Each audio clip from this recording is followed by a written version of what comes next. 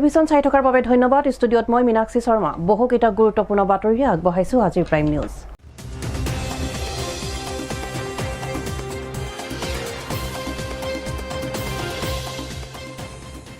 প্ৰথমে চাওঁ কেইবাটাও গুৰুত্বপূৰ্ণ বাতৰিয়ে আজি দখল কৰা শিৰোনাম।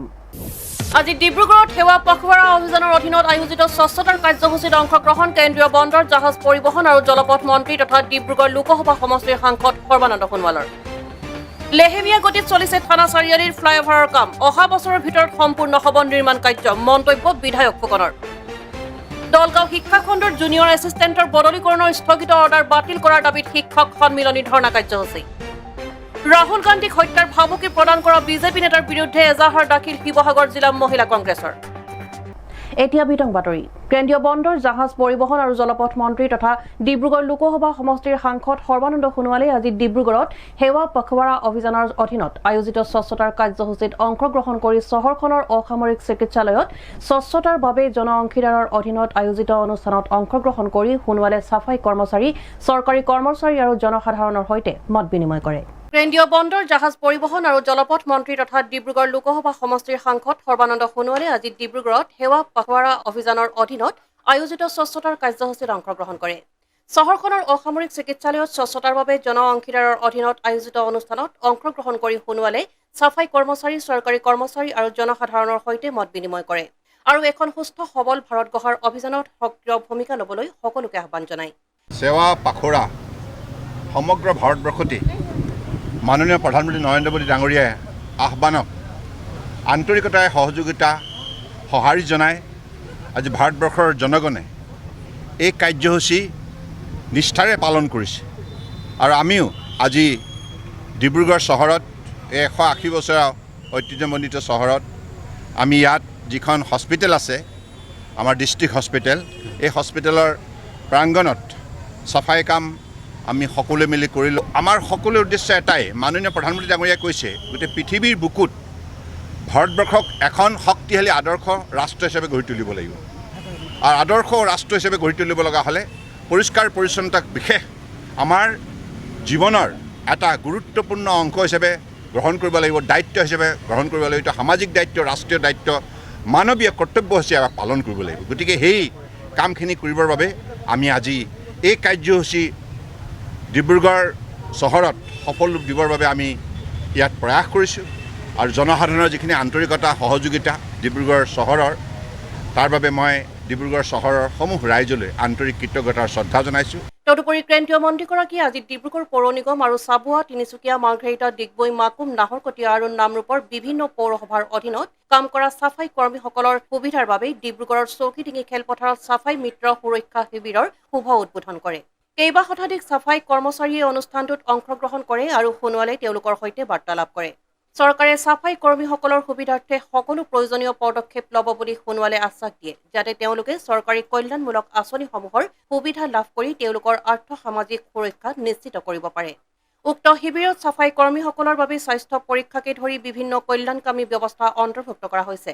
তদুপৰি সৰ্বানন্দ সোণোৱালে আজি উপস্থিত ৰাইজৰ সৈতে স্বচ্ছতাৰ শপত গ্ৰহণ কৰে।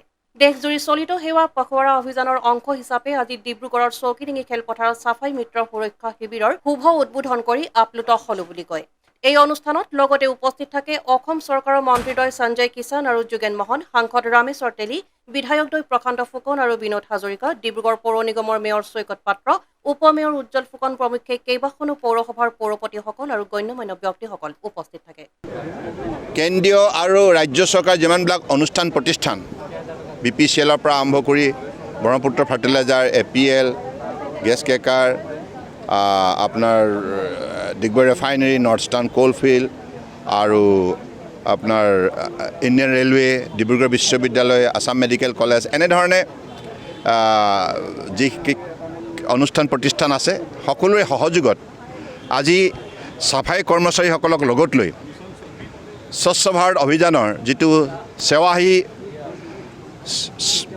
সেৱা পখৱাৰা অৰ্থাৎ স্বচ্ছতা হি সেৱা, এই কাৰ্যসূচী আজি ইয়াত সফল ৰূপ দিয়া হৈছে আৰু প্ৰায় 500তকৈ অধিক চাফাই কৰ্মচাৰী মাৰ্ঘেৰিটা, ডিগবৈ, মাকুম, তিনিচুকীয়া, নামৰূপ, নাহৰকটীয়া, চাবুৱা ডিব্ৰুগড় এনেধৰণে বিভিন্ন পৌৰসভাৰ পৰা আহিছে আৰু বিভিন্ন ঠাইৰ পৰা আহিছে গতিকে সকলোৱে মিলি আজি ইয়াত এটা সফল ৰূপ আৰু সকলোৱে সংকল্পবদ্ধ হৈছে প্ৰতিজ্ঞাবদ্ধ হৈছে যে ভৱিষ্যতৰ দিনত মাননীয় প্ৰধানমন্ত্ৰী ডাঙৰীয়াই যিহেতুকে জনসাধাৰণক কৈছে যে আমি প্ৰতিগৰাকী ব্যক্তিয়ে যদি পৰিষ্কাৰকৈ থকাৰ সংকল্প লওঁ নিশ্চিতভাৱে আমাৰ পৰিয়াল পৰিষ্কাৰ হ'ব সমাজ পৰিষ্কাৰ হ'ব ৰাষ্ট্ৰ পৰিষ্কাৰ হ'ব গতিকে সেই পৰিষ্কাৰ যাত্ৰাত আমি দৃঢ়তাৰে অংশগ্ৰহণ কৰিব লাগিব আৰু সকলোৱে আমি বৰঙণি আগবঢ়াব লাগিব মই ভাবোঁ যে আজি এই কাৰ্যসূচীৰ যোগেদি নিশ্চিতভাৱে আগন্তুক দিনত আমি ভাৰতবৰ্ষক যিহেতুকে বিশ্ব শ্ৰেষ্ঠ ৰাষ্ট্ৰ হিচাপে গঢ়ি তোলাৰ বিশ্বগুৰু হিচাপে বিশ্বগুৰু আসনত প্ৰতিষ্ঠা কৰাৰ যি আমি যাত্ৰা আৰম্ভ কৰিছোঁ মাননীয় প্ৰধানমন্ত্ৰী নৰেন্দ্ৰ মোদী ডাঙৰীয়াৰ বলিষ্ঠ নেতৃত্বত আজি সেই যাত্ৰা সফল ৰূপত আগুৱাই গৈছে আৰু ই নিশ্চিতভাৱে আজি যিটো ইয়াত বিষয় ৰখা হৈছে যে স্বভাৱ স্বচ্ছতা আৰু সংস্কাৰ স্বচ্ছতা এই কথাবিলাকত আমি প্ৰতিগৰাকী ব্যক্তিয়ে যদি নাগৰিকে গুৰুত্ব প্ৰদান কৰোঁ নিশ্চিতভাৱে এইখন ভাৰতবৰ্ষই বিশ্বৰ আদৰ্শ ৰাষ্ট্ৰ হিচাপে নিজৰ পৰিচয় দাঙি ধৰিবলৈ সক্ষম হ'ব নিউজ ডেস্ক AN টেলিভিজন দ্বিতীয়খন গুৱাহাটী হ'বলৈ গৈ থকা ডিব্ৰুগড় চহৰত আজিও সম্পূৰ্ণ হৈ নুঠিল থানা চাৰিআলিৰ অভাৰব্ৰিজ ডিব্ৰুগড়ৰ সাংসদ তথা কেন্দ্ৰীয় মন্ত্ৰী সৰ্বানন্দ সোণোৱালৰ ঘৰৰ ওচৰৰ মানকটা ৰোডৰ ৰেলৱে ফ্লাইঅভাৰৰ লগতে আমোলাপট্টিৰ পৰা পাঁচআলিলৈকে ফ্লাইঅভাৰৰ কাম আজি পৰ্যন্ত আৰম্ভ হৈ নুঠিল দ্বিতীয়খন গুৱাহাটী হ'বলৈ গৈ থকা ডিব্ৰুগড় চহৰত আজিও সম্পূৰ্ণ হৈ নুঠিল থানা চাৰিআলিৰ অভাৰব্ৰিজ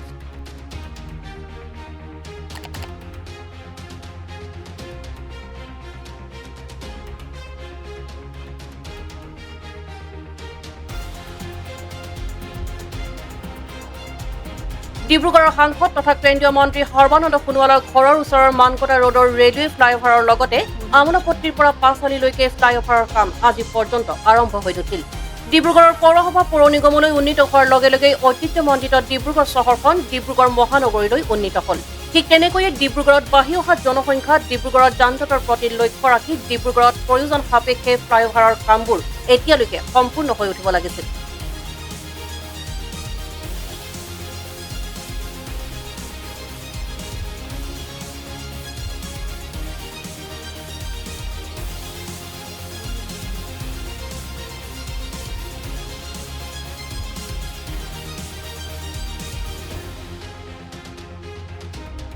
যদিও থানা চাৰিআলিৰ ৰেলৱে অভাৰব্ৰিজখনৰ আধা অংশলৈকেহে কাম সম্পূৰ্ণ হৈ উঠা দেখা পোৱা গৈছে আচলতে কিহৰ কাৰণে এতিয়ালৈকে এই ব্ৰিজখনৰ কাম আধৰুৱা হৈ আছে এই সন্দৰ্ভত আমি স্থানীয় বিধায়কক সোধাত তেওঁ এইদৰে কয়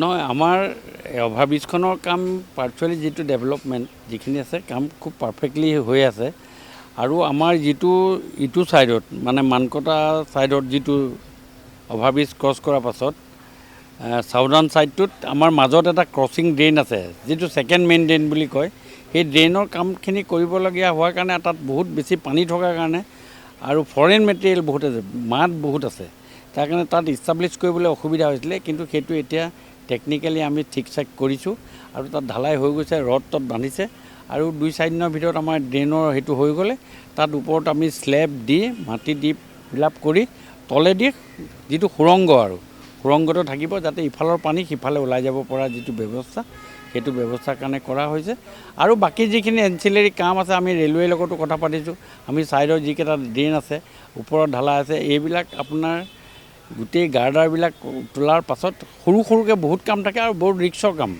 সেইকাৰণে খুব সূক্ষ্মভাৱে কৰিবলগীয়া হৈছে গৰমো যথেষ্ট বহুত আছে ৰাতি ৰাতি কাম কৰিবলগীয়া হয় ৰাতিত এটা কাম কৰাৰ ডিছএডভান্টেজ আছে গৰমত কাম কৰাৰ ডিছএডভান্টেজ আছে গোটেইবিলাক মিলি কৰিছে আৰু মই ভাবোঁ যে এইটো আমি নিজেও মই খুব ডেইলি মই তাত কাম চাওঁ আৰু মই ভাবিছোঁ কামটো সোনকালে হৈ যাব সোনকালে হ'লে ৰাইজৰ যথেষ্ট সুবিধা হ'ব আৰু তলৰ ৰাস্তাকেইটাও আৰু তলৰ ড্ৰেইন সকলোখিনি কাম আমি সুন্দৰভাৱে কৰি তুলিম এইটো আমাৰ টোটেল আছিলে 69 crores নে কিমানৰ এইটো অলপ এনালিচিছ হ'ব এইটো পইচা বাঢ়িব চাগে কি এডিশ্যনেল ৱৰ্ক যেতিয়া কাম কৰিবলৈ যায় কিছুমান এডিশ্যনেল ৱৰ্ক কৰাই সেইটো ৰেলৱে বিভাগে ভালকৈ জানিব ফাইনেন্সিয়েল মেটাৰটো আমি ইণ্টাৰফেয়াৰ কৰিব নোৱাৰোঁ আমাক যিখিনি বস্তু লাগে সেই বস্তুখিনিৰ কথা আমি ক'ব পাৰিম আৰু সেই বস্তুখিনি আমি কৰাইছোঁ আৰু যিখিনি পাৰোঁ ৰেলৱেৰ লগত আলোচনা কৰি আমি সুন্দৰভাৱে এই গোটেইখিনি কৰাৰ পাছত আমি ওপৰত আৰু কিছুমান অৰ্নামেণ্টেল বস্তু লগাবৰ কাৰণে লাগি আছোঁ, লাইট ইটাৰে চাউণ্ড ছিষ্টেমটো ডিজাৰ্ভে নহ'বৰ কাৰণে কিছুমান বস্তু আছে। আজিকালি নতুন ওলাইছে মেটেৰিয়েল, সেইবিলাক আমি লগোৱাৰ কথা চিন্তা চৰ্চা কৰি আছোঁ। না ছমাহৰ ভিতৰত বুলিতো কোৱা তেনেকুৱা কোনো মোৰ মনত নাই, কাৰণ এটা কাম কৰা এইটো কাম এটাৰ এটা বেছ থাকেতো। ছমাহৰ ভিতৰত গাৰ্ডাৰ আহিব লাগিব, গাৰ্ডাৰ তুলিব লাগিব। এডাল গাৰ্ডাৰ তোলোতে আমাক কিমান দিন লাগে, ইফালে মুভমেণ্ট আছে। এইটো কোৱা কিবা মোৰ কিন্তু মনত পৰা নাই তেনেকুৱা। এইটো মই চ'ফাৰ মাই লাষ্ট 40 years এক্সপিৰিয়েঞ্চত ছমাহৰ ভিতৰত হ'ব বুলি মই কোৱা নাই, কিন্তু বস্তুটো যিমান সোনকালে পৰা যায় অসুবিধা নোহোৱাকৈ, কাৰণ তলেদি মানুহৰ যথেষ্ট অসুবিধা হৈছে। আমি এইটো কৰা ট্ৰাই কৰি আছোঁ আৰু সোনকালে হ'ব। বৰ বেছি হুৰমুৰ কৰা নাই, যাতে ভাল কাম এটা হওক, যাতে আৰু 100 বছৰ আমাৰ চিন্তা চৰ্চা নাই। এইটো এতিয়া ডেটটো একচুৱেলি প্ৰেক্টিকেলি মই পাহৰিলোঁ, এইটো ক'ব এই মুহূৰ্তত মই ক'ব নোৱাৰোঁ। আজি 1-1.5 বছৰ হৈছে, এতিয়া বেছি হ'ল, 2 বছৰমানে হ'ল প্ৰায়, আৰু 1 বছৰমানৰ ভিতৰত হৈ যাব লাগে। 1 বছৰমানৰ ভিতৰত আমি ভাবিছোঁ 1 বছৰমানৰ ভিতৰত কৰি ধুনীয়াকৈ একদম ফিনিচিং কৰি দিব, যাতে এটা ছাইডটো হৈ গ'লে, এতিয়া এইটো হৈ গ'লে, এতিয়া মাটি চাটি ফিল আপ কৰিলে, এইটো গাৰ্ডাৰ 2টা হৈ গ'লে, মাজৰ যিখিনি আমাৰ ষ্টীল গাৰ্ডাৰ কামখিনি আছে সেইখিনি কাম আমি সম্পূৰ্ণ কৰি দিম। সুবোধ পাছৱানৰ সহযোগত মীনাক্ষী শৰ্মাৰ report, AN television.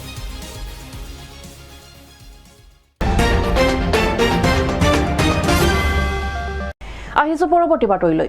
Dibrugarh নালিয়াপুলৰ Manasa মন্দিৰ খলিহামাৰীৰ আইথানত চুৰি কাৰ্য সম্পন্ন কৰাৰ পাছতে পুনৰ নালিয়াপুলৰ দুৰ্গাবাৰীত পুৱাই এখন হোটেলত চুৰে কৰিলে চাফাই অভিযান। চুৰে হোটেলৰ বক্সত থকা বহুখিনি টকা পইচাৰ লগতে গেছসহ চিলিণ্ডাৰ পৰ্যন্ত উঠাই লৈ যায়।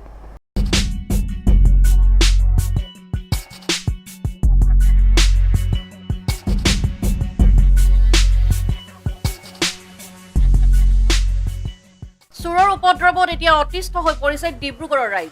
ইটোৰ পাছত সিটো চুৰি কাৰ্যই এতিয়া ৰাইজৰ মাজত আতংকৰ সৃষ্টি কৰিছে। ডিব্ৰুগড় নালিয়াপুলৰ মনসা মন্দিৰ খলিহামাৰীৰ আইথানত চুৰি কাৰ্য সম্পন্ন কৰাৰ পাছতে পুনৰ নালিয়াপুলৰ দুৰ্গাবাৰীত পুৱাই এখন হোটেলত চুৰে কৰিলে চাফাই অভিযান। চুৰে হোটেলৰ বক্সত থকা বহুখিনি টকা পইচাৰ লগতে গেছসহ চিলিণ্ডাৰ পৰ্যন্ত উঠাই লৈ যায়। এই সমগ্ৰ চুৰি কাৰ্যৰ দৃশ্য CCTVত আবদ্ধ হৈছে। অৱশেষত পুলিচে চোৰকেইটাক কৰায়ত্ব কৰিবলৈ সক্ষম হৈছে। तो खुला है, खुलने के बाद मैं अंदर में घुसा, देखे हमारे के पैसा भी रहा हमारा, वो भी चोरी हो गया, और सिलेंडर भी हमारा चोरी हो गया। उसके बाद में बगल वाला कैमरा में देखा तो 2 ठो चोर रहा, वो लोग दोनों चोरी करके मैंने निकला है, चेहरा एकदम स्पॉट उसमें आ रहा है। 4टा अपना 19 হৈছিলে। সেইটো মানে ক'বলৈ কি বিচাৰে, মানে বস্তুকেইটা মোৰ লৈ গ'ল যে, মোৰ বস্তুটো মানে লাগে আৰু পইচা।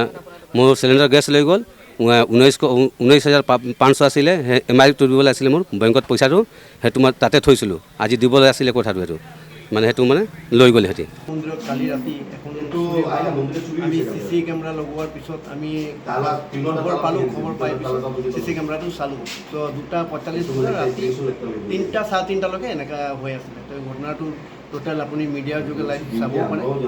তাৰ লগত আমাৰ মহিলাও ৰাতিপুৱা সোনকালে খবৰ পাই গোটেইখিনি ওলাই আহিলে। তেওঁ আমি খুব দুখিত যে মন্দিৰত আজি এবাৰ নহয় আৰু 2-3বাৰকৈ আগতো এনেকুৱা হৈছে।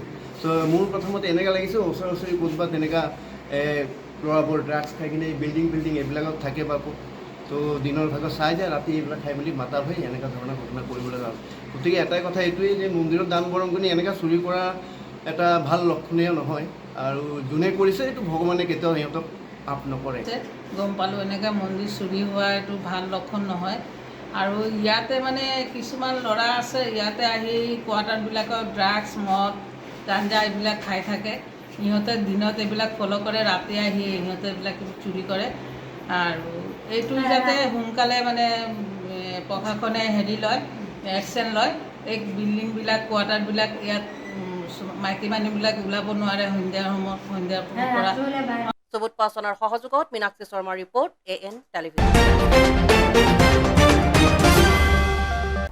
এইখিনিতে সময় এটি চমু বাণিজ্যিক বিৰতিৰ পাছত কেইবাটাও গুৰুত্বপূৰ্ণ বাতৰিলৈ পুনৰ উভতি আহিম। চাই থাকক AN টেলিভিজন।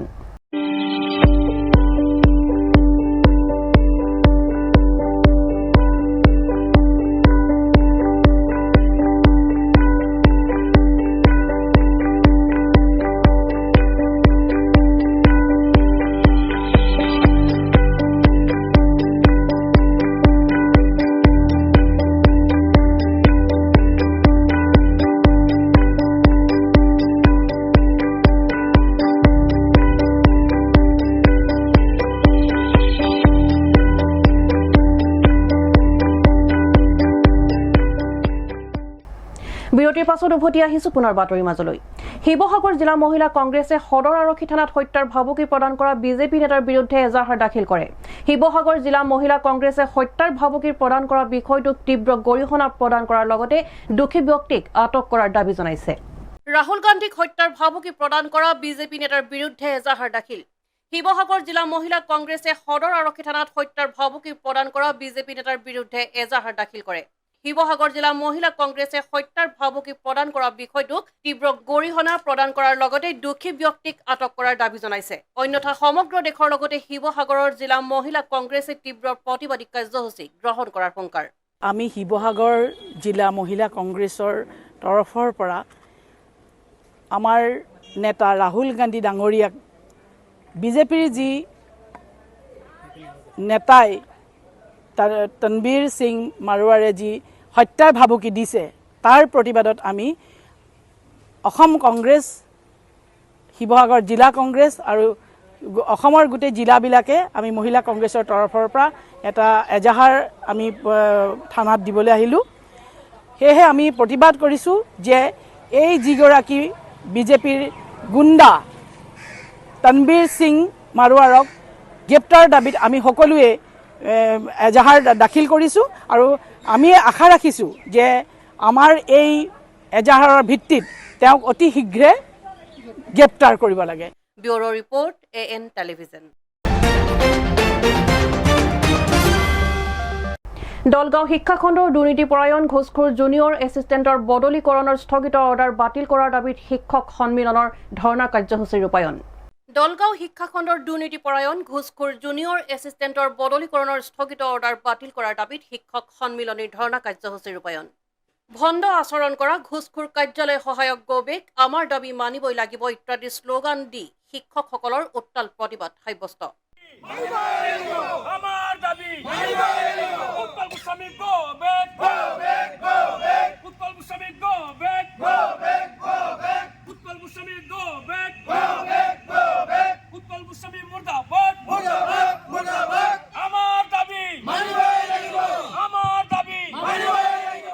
উল্লেখ্য যে যোৱা 5 তাৰিখে দৰঙৰ আয়ুক্তই এটা লিখিত অৰ্ডাৰ মৰ্মে ঘোষখোৰ উৎপল গোস্বামীক দলগাঁও শিক্ষাখণ্ডৰ কাৰ্যালয়ৰ পৰা বদলিৰ নিৰ্দেশ দিছিল যদিও তেওঁক বদলীকৰণ কৰা কাৰ্যালয়ত যোগদান কৰা নাছিল। পিছত যোৱা 19 তাৰিখত দলগাঁও শিক্ষাখণ্ডৰ বিষয়াই দলগাঁও শিক্ষাখণ্ডৰ পৰা অব্যাহতিৰ পত্ৰ দুৰ্নীতিপৰায়ণ উৎপল গোস্বামীক দিছিল যদিও অতি তাৎপৰ্যপূৰ্ণভাৱে ঘোষখোৰ দুৰ্নীতিপৰায়ণ কৰ্মচাৰী উৎপল গোস্বামীক পিছদিনাই অৰ্থাৎ 20 তাৰিখত উৎপল গোস্বামীৰ বদলিৰ নিৰ্দেশ স্থগিত ৰাখে দৰং জিলাৰ আয়ুক্ত মুনীন্দ্ৰনাথ আংটি।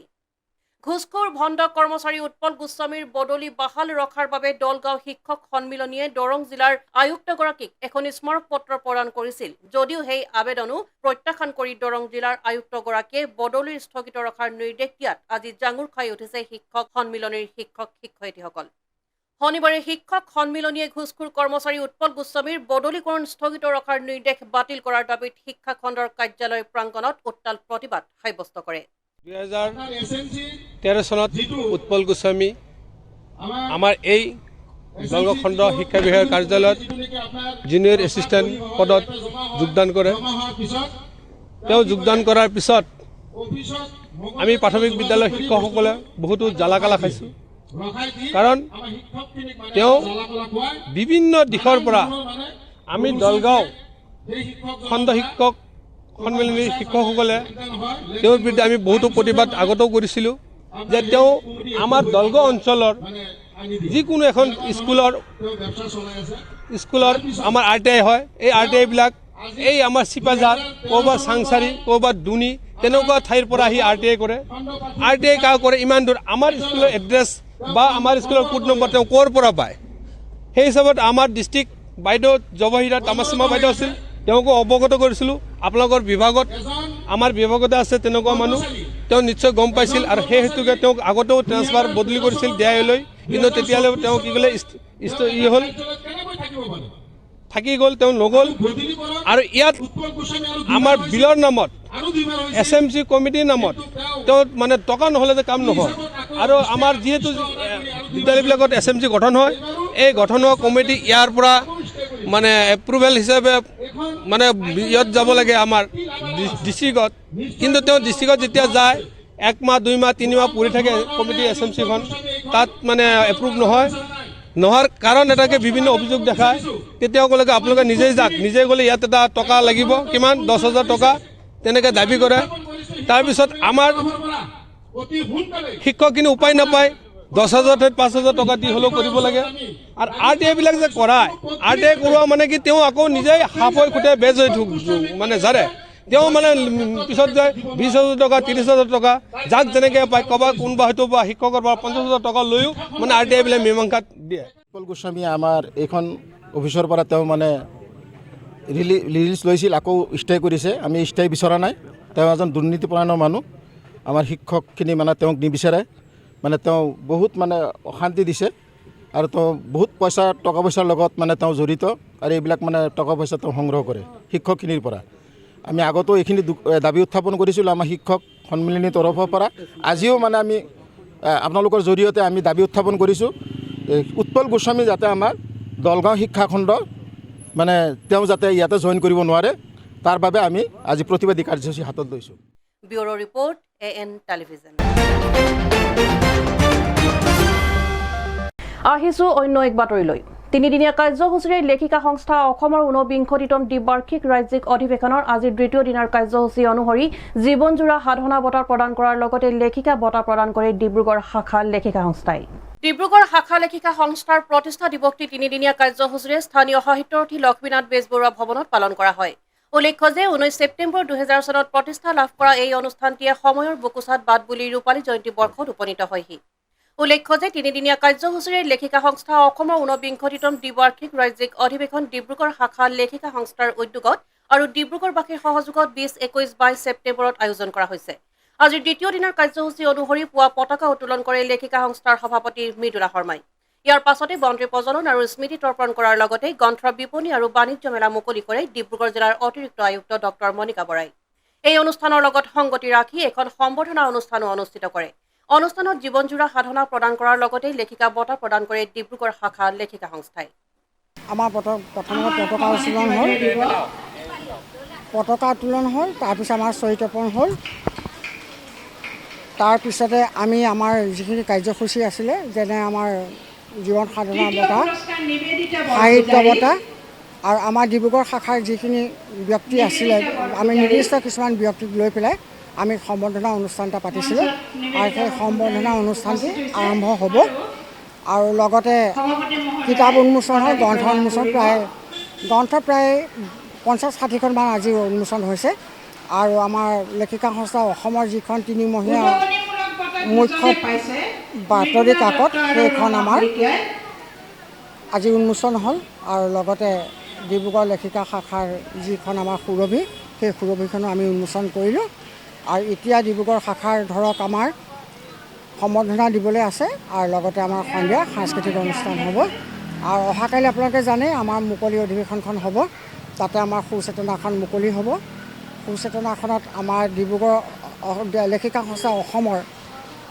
যিমানবোৰ শাখা আছে প্ৰত্যেকগৰাকী শাখাৰে প্ৰতিটো শাখাৰে ব্যক্তিয়ে লেখিকা লিখে আৰু আমাৰ ডিব্ৰুগড়ৰ যিখন অধিৱেশনৰ লগত সংগতি ৰাখি আমি যিখন ডিব্ৰুগড় গৰিমা উলিয়াইছোঁ আমি ডিব্ৰুগড়ৰ বিশিষ্ট ব্যক্তিসকলক লৈ ডিব্ৰুগড়ৰ ঐতিহ্য কি আছিলে আমি সেইখিনি তাতে লিপিবদ্ধ কৰিছোঁ আৰু সেইখনো আমাৰ কাইলৈ উন্মোচন হ'ব সুবোধ পাছৱানৰ সহযোগত মীনাক্ষী শৰ্মাৰ ৰিপৰ্ট AN টেলিভিজন এইখিনিতে সময় এটি পুনৰ চমু বাণিজ্যিক বিৰতিৰ পাছত কেইবাটাও গুৰুত্বপূৰ্ণ বাতৰিলৈ পুনৰ উভতি আহিম চাই থাকক AN টেলিভিজন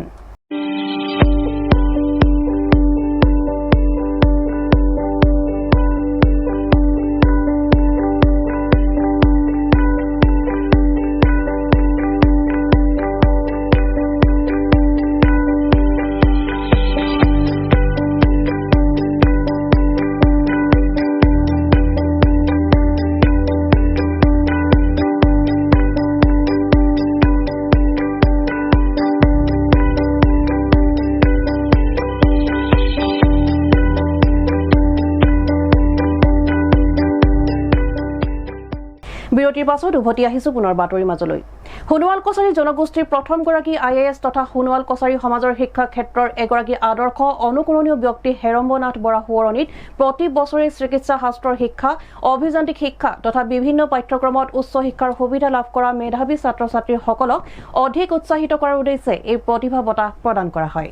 সোণোৱাল কছাৰী স্বায়ত্তশাসিত পৰিষদৰ অধীনত 217 জন কৃতি ছাত্ৰ ছাত্ৰীলৈ হেৰম্বনাথ বৰা উচ্চ শিক্ষা প্ৰতিভা বঁটা প্ৰদান কৰা হয়। সোণোৱাল কছাৰী জনগোষ্ঠীৰ প্ৰথমগৰাকী IAS তথা সোণোৱাল কছাৰী সমাজৰ শিক্ষা কেন্দ্ৰৰ এগৰাকী আদৰ্শ অনুকৰণীয় ব্যক্তি হেৰম্বনাথ বৰা সোঁৱৰণীত প্ৰতি বছৰে চিকিৎসা শাস্ত্ৰৰ শিক্ষা, অভিযান্ত্ৰিক শিক্ষা তথা বিভিন্ন পাঠ্যক্ৰমত উচ্চ শিক্ষাৰ সুবিধা লাভ কৰা মেধাৱী ছাত্ৰ ছাত্ৰীসকলক অধিক উৎসাহিত কৰাৰ উদ্দেশ্যে এই প্ৰতিভা বঁটা প্ৰদান কৰা হয় প্ৰতি বছৰে। প্ৰেমটি গোহাঁই আধৰা বঁটা প্ৰদান অনুষ্ঠানত লখিমপুৰৰ সাংসদ প্ৰদান বৰুৱা, সোণোৱাল কছাৰী স্বায়ত্তশাসিত পৰিষদৰ মুখ্য কাৰ্যবাহী সদস্য টংকেশ্বৰ সোণোৱাল সহ বহু গণ্যমান্য ব্যক্তি উপস্থিত থাকে। ডিব্ৰুগড় জিলা পুথিভঁৰাল প্ৰেক্ষাগৃহত অনুষ্ঠিত হোৱা বঁটা প্ৰদান অনুষ্ঠানত পৰিষদৰ অধীনত ডিব্ৰুগড়, তিনিচুকীয়া, শিৱসাগৰ, ধেমাজি, লখিমপুৰকে ধৰি 9খন জিলাৰ মুঠ 217 গৰাকীক এই বঁটা হিচাপে নগদ ধন আৰু প্ৰশস্তি পত্ৰ প্ৰদান কৰা হয়। উল্লেখ্য যে সোণোৱাল কছাৰী জনগোষ্ঠীৰ ইটালীত অভিযান্ত্ৰিক শিক্ষা গ্ৰহণ কৰিবলৈ সক্ষম হোৱা খোৱাং অঞ্চলৰ কৃষ্ণা ডেকা বৰুৱা আৰু ফ্ৰান্সত অভিযান্ত্ৰিক শিক্ষা গ্ৰহণ কৰিবলৈ সক্ষম হোৱা কেশৱানন্দ সোণোৱাল সহ উচ্চ শিক্ষাৰ পাতনি মেলা সোণোৱাল কছাৰী জনগোষ্ঠীৰ 217 গৰাকী মেধাসম্পন্ন ছাত্ৰ ছাত্ৰীয়ে এই বঁটা গ্ৰহণ কৰে। আজি এই আঁচনিৰ জৰিয়তে 217 গৰাকী ছাত্ৰ ছাত্ৰীক আজি বঁটা প্ৰদান কৰা হ'ব আৰু ইয়াৰে দুগৰাকী ভাৰতবৰ্ষৰ বাহিৰত অধ্যয়নৰত, এগৰাকী ইটালী আৰু এগৰাকী ফ্ৰান্সত, এগৰাকী ডিব্ৰুগড়ৰ হয় আৰু এগৰাকী লখিমপুৰ মৰিচাউত। আমাৰ প্ৰত্যেক বৰ্ষতে হেৰম্বনাথ বৰা প্ৰতিভা বঁটা আমি প্ৰদান কৰোঁ, যিসকলে উচ্চ শিক্ষাৰ অনুষ্ঠানত তেওঁলোকে নামভৰ্তি কৰিবলৈ সক্ষম হয়।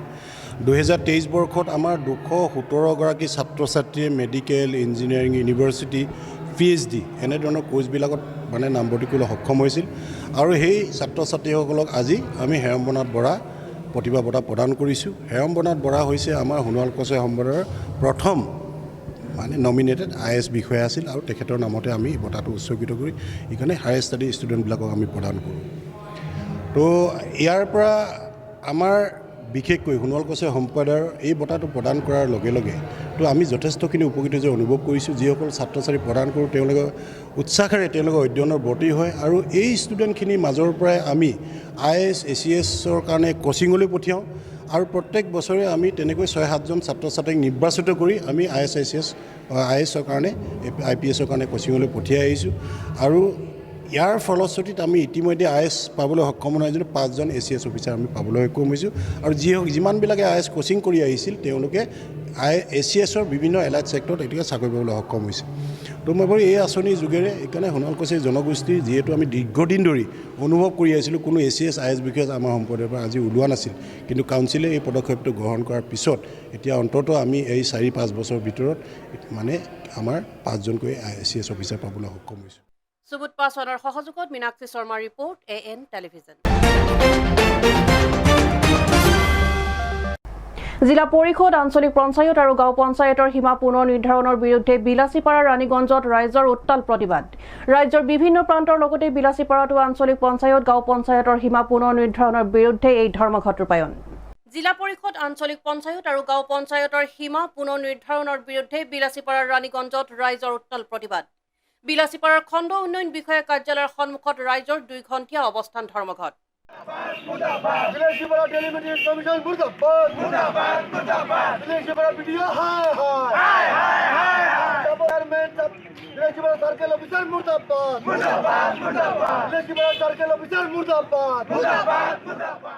ৰাজ্যৰ বিভিন্ন প্ৰান্তৰ লগতে বিলাসীপাৰাতো আঞ্চলিক পঞ্চায়ত, গাঁও পঞ্চায়তৰ সীমা পুনৰ নিৰ্ধাৰণৰ বিৰুদ্ধে এই ধৰ্মঘট ৰূপায়ণ। ৰাইজৰ দাবী মানি নললে অহা পঞ্চায়ত নিৰ্বাচনত ভোট বৰ্জনৰ সমূহীয়া সিদ্ধান্ত গ্ৰহণ প্ৰতিবাদী ৰাইজৰ। শেহতীয়াকৈ ৰাজ্যজুৰি আৰম্ভ হৈছে পঞ্চায়তৰ সীমা পুনৰ নিৰ্ধাৰণ প্ৰক্ৰিয়া। ৰাইজৰ আপত্তি আওকাণ কৰি পাৰ্শ্বৱৰ্তী গাঁও পঞ্চায়তৰ পৰিৱৰ্তে দূৰ দূৰণিৰ পঞ্চায়তত গাঁও অন্তৰ্ভুক্ত কৰাত তীব্ৰ ক্ষোভ স্থানীয় ৰাইজৰ। ৰাইজে ইতিমধ্যে উক্ত বিষয়ত আপত্তি দৰ্শাইছে যদিও কোনো গুৰুত্ব প্ৰদান কৰা নাই বিভাগীয় কৰ্তৃপক্ষই। বিজেপি চৰকাৰখনে অকল ধৰ্মৰ ভিত্তিত সীমা পুনৰ নিৰ্ধাৰণক লৈ ক্ষোভিত ৰাইজ। যদি ৰাইজৰ দাবী মানি নলয় তেন্তে অনাগত দিনত গণতান্ত্ৰিকভাৱে তীব্ৰ আন্দোলন গঢ়ি তোলাৰ লগতে আগন্তুক পঞ্চায়ত নিৰ্বাচনত সমূহীয়াভাৱে ৰাইজে ভোট কৰিব বুলিও হুংকাৰ প্ৰদান কৰে ৰাইজে। পঞ্চায়তৰ যিখন পুনৰ নিৰ্ধাৰণৰ যিখন খচৰা শেহতীয়াকৈ প্ৰকাশ পাইছে এইখন আমি দেখি একেবাৰে সুখী নহয়। আমি দেখিছোঁ যিখন খচৰা তেওঁলোকে শেহতীয়াকৈ প্ৰস্তুত কৰিছে এইখন অসাংবিধানিকভাৱে কৰিছে। সৌ 10 কিলোমিটাৰ 12 কিলোমিটাৰ দূৰত্বৰ পৰা যিসমূহ গাঁও আছে সেই গাঁওসমূহ আনি আমাৰ ৰাণীগঞ্জ পঞ্চায়তত সংলগ্ন কৰিলে। ৰহস্যজনকভাৱে অসাংবিধানিকভাৱে এই চৰকাৰখনে আমাৰ লুটাপাৰা পাৰ্ট 1 পাৰ্ট 2 টাকিমাৰি মিলি পেলাই এটা ৱাৰ্ড বনাইছে। তাত 1500তকৈ অধিক ভোটাৰ আছে। গতিকে আপোনালোকৰ চেনেলৰ পৰাই আমি দাবী জনাইছোঁ অতি শীঘ্ৰে যিখন শেহতীয়াকৈ খচৰা প্ৰস্তুত কৰিছে পঞ্চায়তৰ এইখন যদি বাতিল নকৰে তেতিয়াহ'লে পৰিস্থিতি ভয়ংকৰ হ'ব আৰু ইয়াতকৈ আমি জংগী আন্দোলনৰ দৰে কাৰ্যসূচী ল'বলৈ বাধ্য হ'ম। আৰু এটা আমি সিদ্ধান্ত লৈছোঁ, ৰাইজে সিদ্ধান্ত লৈছোঁ যদি এইখন খচৰা বাতিল নকৰে তেতিয়াহ'লে আগন্তুক পঞ্চায়ত নিৰ্বাচনত আমি ভোট বৰ্জনৰ দৰে কাৰ্যসূচী হাতত ল'বলৈ আমি বাধ্য হ'ম। ঘোষিত যি পঞ্চায়ত ডিলিমিনেশ্যন হ'ল এই ডিলিমিনেশ্যনৰ খচৰাৰ বিৰুদ্ধে আমি প্ৰতিবাদ কৰি আছোঁ। কাৰণ খচৰাখন এনেকৈ বনাইছে কমপ্লিটলি বিলাসীপাৰা ব্লকটোত ধৰ্মৰ ভিত্তিত বনাইছে। হাকমাজীবিত যিটো গাঁৱত পঞ্চায়ত অফিচ সেই পঞ্চায়ত অফিচখন লৈ গৈ গাঁওখন লৈ গৈ চিৰাকুটা জিবিত দিছে, যিটো নেকি চিৰাকুটা কমপ্লিটলি চাপৰ ব্লকৰ আণ্ডাৰত আৰু চাপৰ চাৰ্কেলৰ আণ্ডাৰত। এতিয়া কেনেকৈ এইটো গাইডলাইন হ'ল যে এটা ব্লকৰ মানুহক বেলেগ ব্লকত দিব পাৰে আৰু বেলেগ চাৰ্কেলত যাব। এই মানুহখিনিৰ পৰিচয় আজি কি হ'ব? একেটা আধাৰ কাৰ্ডত কি হ'ব? এতিয়া চব চেঞ্জ কৰিব লাগিব। গতিকে আমি কৈছোঁ চৰকাৰী নিয়মভাৱে কৰক, আমাৰ কোনো আপত্তি নাই, কিন্তু ধৰ্মৰ ভিত্তিত কিয়? আমাৰ দাবীসমূহ যদি নামানে, এই অঞ্চলৰ ৰাইজৰ যদি কথা নুশুনে, আমি ইয়াৰ পিছত বিডিঅ অফিচৰ কাম কাজ বন্ধ কৰি দিম, আমি তলা লগাম। Bureau report AN television. চিলাপথাৰৰ ডিমৌ নদীত গা ধুবলৈ গৈ সলিল সমাধি ঘটিল চিলাপথাৰৰ 2 নং ফুলবাৰীৰ বিজয় চেত্ৰী তথা আকচু মালিনীপুৰ আঞ্চলিক সমিতিৰ প্ৰচাৰ সম্পাদক বিজয় চেত্ৰী। আজি পুৱাৰ ভাগৰে পৰাই চিলাপথাৰৰ SDRF বাহিনীয়ে অনুসন্ধান চলোৱাৰ অন্তত পুৱা প্ৰায় 11 মান বজাত মৃতদেহ উদ্ধাৰ কৰিবলৈ সক্ষম হয়। চিলাপথাৰৰ ডিমৌ নদীত গা ধুবলৈ গৈ মৃত্যু এজন যুৱকৰ।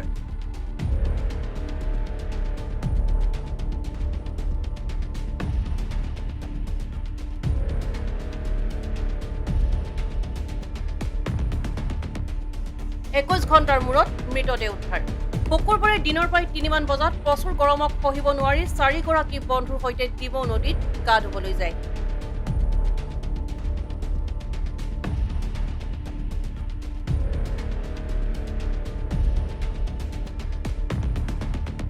গা ধুবলৈ গৈ সলিল সমাধি ঘটা যুৱকজন হৈছে চিলাপথাৰ 2 নং ফুলবাৰীৰ বিজয় চেত্ৰী তথা আকচু মালিনীপুৰ আঞ্চলিক সমিতিৰ প্ৰচাৰ সম্পাদক। ঘটনাই চিলাপথাৰৰ ফুলবাৰী অঞ্চলত তীব্ৰ চাঞ্চল্যৰ সৃষ্টি কৰিছে। লগৰবোৰৰ চকুৰ আগতেই ঘটনাটো সংঘটিত হয় যদিও লগৰ কেইজন সাঁতুৰিব নজনা হেতুকে বচাবলৈ সক্ষম নহল। খুবেই দ আৰু ঘূৰ্ণীৰ প্ৰভাৱত প্ৰকাণ্ড শিলৰ পাকত আবদ্ধ হৈ যায় যুৱকজনৰ মৃতদেহ। ৰাইজে বহু ঠাইত উৰে নিশা অনুসন্ধান চলোৱাৰ পিছতো ৰক্ষা কৰিবলৈ সক্ষম নহল। আজি পুৱাৰ ভাগৰে পৰাই চিলাপথাৰৰ SDRF বাহিনীয়ে অনুসন্ধান চলোৱাৰ অন্তত আজি পুৱা প্ৰায় 11 মান বজাত মৃতদেহ উদ্ধাৰ কৰিবলৈ সক্ষম হয়। যোৱাকালি আমি ঘটনাৰ বিষয়ে আমি গম পালোঁ। আমাৰ গোৰ্খা ছাত্ৰ সন্থা মালিনীপুৰ আঞ্চলিক সমিতিৰ প্ৰচাৰ সম্পাদক বিজয় চেত্ৰী তেখেতৰ সতীৰ্থৰ সৈতে ডিমৌ নদীত গা ধুবলৈ আহিছিলে সন্ধিয়া সময়ত।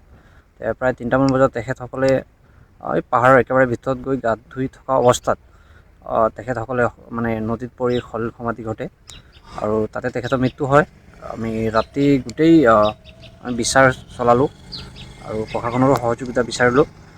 ৰাতি প্ৰায় 11টা বজালৈকে আমি বিচাৰৰ পিছতো নোপোৱাৰ বাবে আজি ৰাতিপুৱা আকৌ SDRFৰ টীম আহিলে।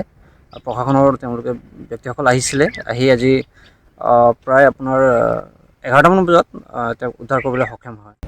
Bureau report AN television.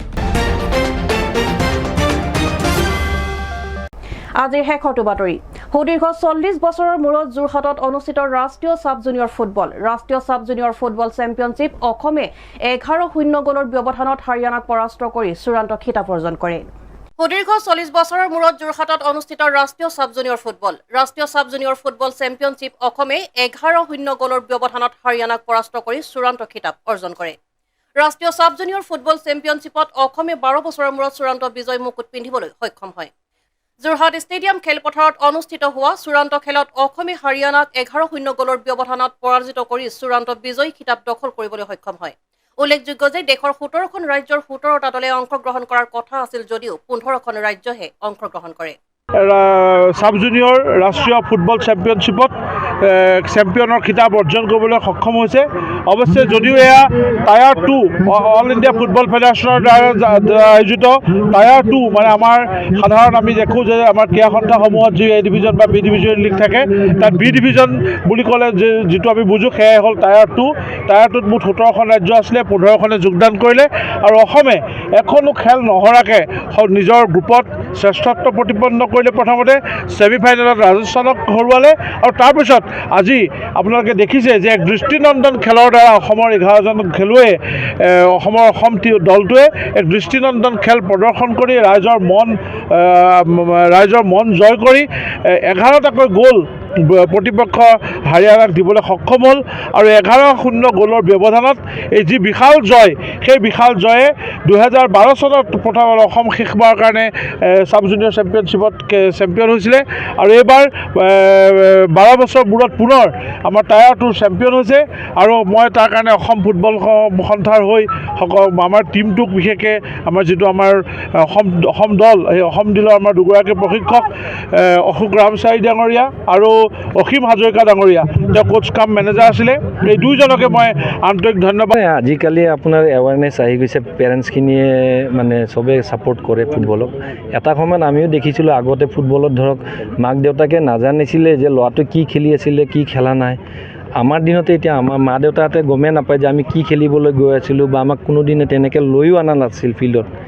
আজি চাওক গাৰ্জেন কিছুমানে বহুত দূৰৰ পৰা দেৰগাঁও, গোলাঘাট, লখিমপুৰৰ পৰা আহিছে, গুৱাহাটীৰ পৰা আহিছে পেৰেণ্টছখিনি। কিয়?